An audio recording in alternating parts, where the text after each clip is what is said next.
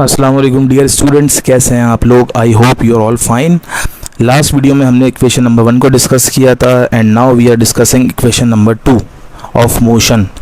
Students, अब अगर आप थोड़ा सा इक्वेशन 1 की तरफ जाएं तो मैंने आपको बताया था एक बॉडी जिसकी इनिशियल वेलोसिटी vi है, तो उसके अंदर यहाँ से यहाँ तक क्या प्रोड्यूस होता है, एक्सेलरेशन प्रोड्यूस होता है। और एक्सेलरेशन प्रोड्यूस होने के बाद मतलब यहाँ पे वेलोसिटी हो जाती है vf, ठीक है, क्योंकि वेलोसिटी चेंज होती है तो एक्सेलरेशन प्रोड्यूस होता है। और यहाँ से यहाँ जाने में कुछ ना कुछ टाइम भी लगा होगा, ठीक है। और इस पॉइंट से इस पॉइंट तक जाने में इसने डिस्टेंस भी कवर किया गया होगा। तो आपको डिस्टेंस का फॉर्मूला याद है कोई? तो डिस्टेंस का कोई एक स्पेसिफिक फार्मूला नहीं है, लेकिन वेलोसिटी का फार्मूला था, स्पीड का फार्मूला था, जिसको हमने कहा था v = s/t। ऐसा है, t डिवाइड होगा वहाँ जाके मल्टीप्लाई हो जाएगा, तो ये बन जाएगा vt = s। और आप सही करके लिखें तो ये हो जाएगा s = vt। इसको नाम दे दिया हमने इक्वेशन नंबर 1 का, ठीक है स्टूडेंट्स। अब देखें, s फॉर तो डिस्टेंस होता है, ये डिस्प्लेसमेंट होता है, t से टाइम आता है, ये v क्या है? v बेसिकली वेलोसिटी है। कौन सी वेलोसिटी है? इनिशियल है या फिर फाइनल है? तो स्टूडेंट्स हम एक काम करते हैं, यहाँ लिखते हैं ये जो वेलोसिटी है ये एवरेज वेलोसिटी है। एवरेज वेलोसिटी कैसे निकालेंगे आप? अगर ये हमसे पूछें कि how to find average velocity, तो बहुत आसान है। तो ये देखें अगर आप, एवरेज वेलोसिटी जो है वो बराबर होती है, एवरेज किसी भी चीज़ का कैसे निकालते हैं? फर्स्ट करें, दो चीज़ें हैं, दोनों का एवरेज कैसे निकालेंगे? दोनों को प्लस कर लेंगे और दो नंबर्स का एवरेज दोनों को प्लस किया और 2 से डिवाइड कर दिया।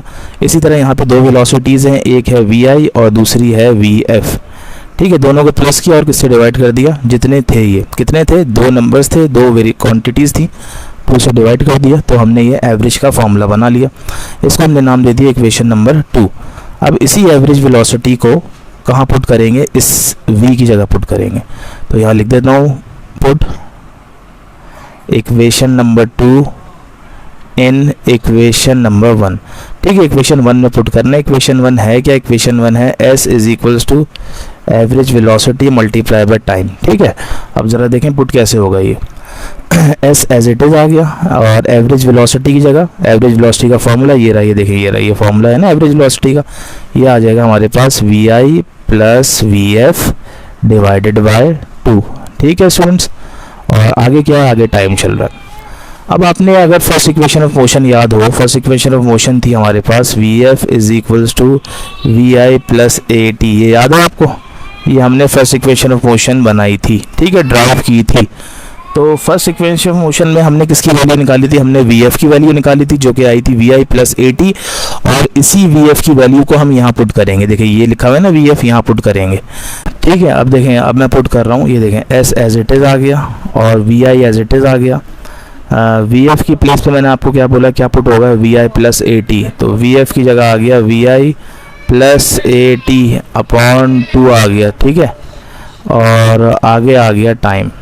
अब देखें ये vi है, ये भी vi है, तो दोनों ऐड हो गए, तो दोनों ऐड होके बन गया 2vi और plus at/2 as it is आ गया, ठीक है स्टूडेंट्स। ये आ गया और मल्टीप्लाई बाय t चल रहा है। अब देखें ये t जो है ये इससे भी मल्टीप्लाई होगा और ये t इससे भी मल्टीप्लाई होगा, तो दोनों को मल्टीप्लाई करते हैं हम, तो ये हो जाएगा s = 2vi और आगे t आ गया। और इसी तरह प्लस at को t से करें तो ये बन जाएगा at² अपॉन क्या आ गया? 2 आ गया। अब देखेंगे 2 जो है दोनों नंबर्स के नीचे है, इसके नीचे भी है और इसके नीचे भी है, तो इसको हम ब्रेक करते हैं, तो ये हो जाएगा 2vit/2 + at²/2। तो 2 से 2 क्या होगा? यहाँ पे कैंसिल होगा। तो स्टूडेंट्स हमारे पास जो फाइनल फार्मूला है वो आया s = vit + 1/2 at²। ये हमारे पास आ गई है सेकेंड इक्वेशन ऑफ मोशन और यही हमें रिक्वायर्ड थी। अब सेकेंड इक्वेशन ऑफ मोशन में कितनी चीज़ें आ गई स्टूडेंट्स?